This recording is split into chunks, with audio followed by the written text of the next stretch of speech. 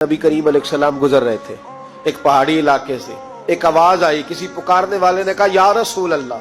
हुजूर ने पलट के देखा तो हरनी बंधी हुई थी।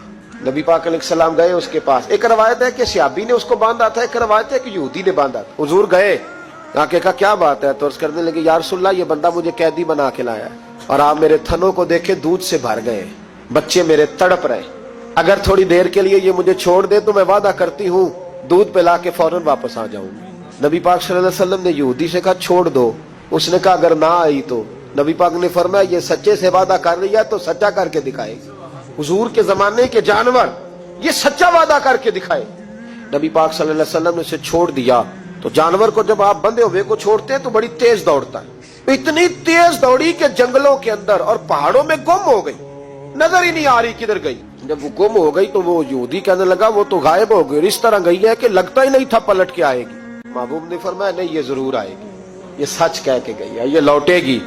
वो यहूदी कहता जब मैंने कहा ना नहीं आएगी तो वाह मेरे महबूब तेरी शान पे भी कुर्बान जाए। हुजूर चारपाई पे उसके पास बैठ गए। फरमाया चल मैं बैठता हूँ बतौरे गारंटेड के, मैं बैठता हूँ, आएगी तो मैं जाऊंगा, यही बैठा हूँ। वो कहते हुजूर बैठे रहे, शाम ढलने लगी, मैंने कहा कोई नहीं आई। फरमाया फिक्र न कर आएगी। कहते थोड़ी ही देर गुजरी तो वो लहराती हुई आई, वो दौड़ती हुई आई।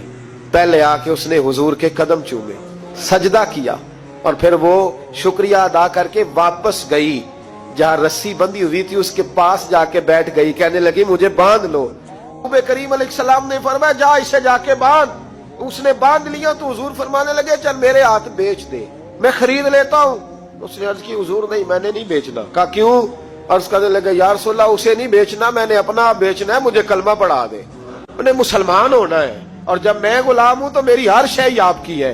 मेरे रसूल पाक अलैहिस्सलाम ने उसे आजाद कर दिया। इमाम जुरकानी फरमाया करते थे तू सच बोलेगा तो आजाद हो जाएगा, झूठ बोलेगा तो कैदी रहेगा।